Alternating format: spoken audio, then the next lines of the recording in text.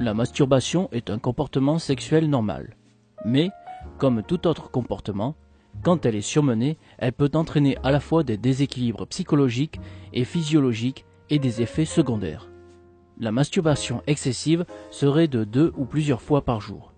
Plusieurs médecins recommandent de réduire la fréquence de la masturbation à seulement 2 ou 3 fois par semaine. Et pour une raison.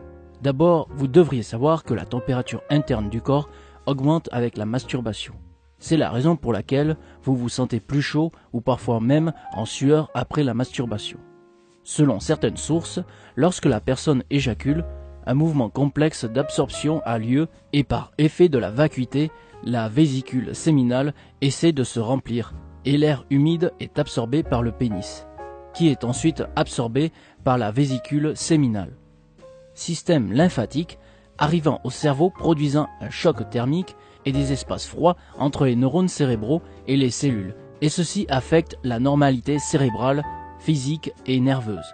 Maintenant, je pense personnellement que c'est un mais absurde. Mais rappelez-vous en même temps que le sperme contient également de l'ADN qui est porteur du code génétique de l'hérédité et de l'ARN qui contient des enzymes, des protéines, des glucosides, de la lécithine, du calcium, du phosphore, des sels biologiques, de la testostérone, etc.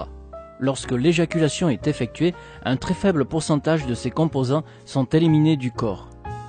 La perte de quantité excessive de calcium peut causer de la fatigue et de la douleur dans les os.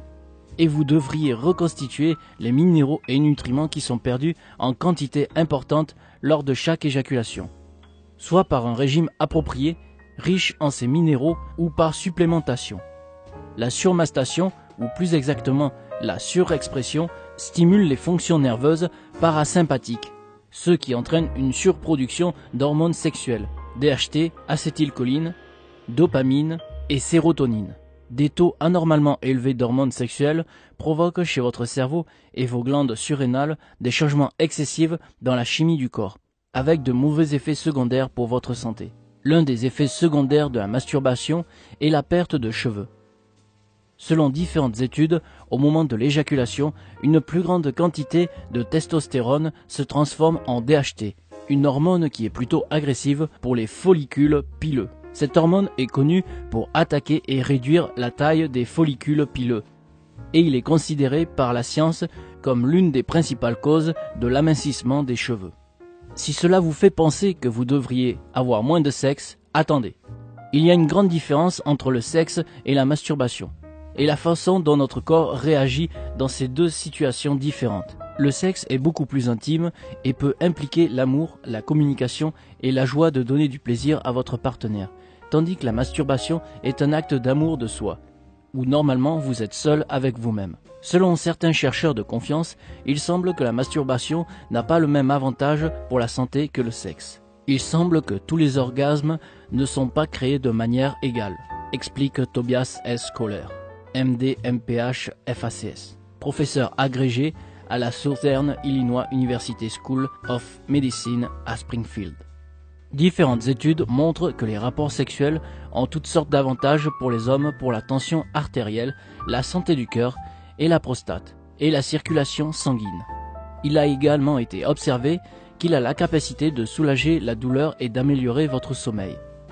On pourrait penser que la masturbation le serait aussi, mais selon le professeur, la composition du sperme est différente, et si on se masturbe au lieu d'avoir des rapports sexuels, à cause de la situation différente.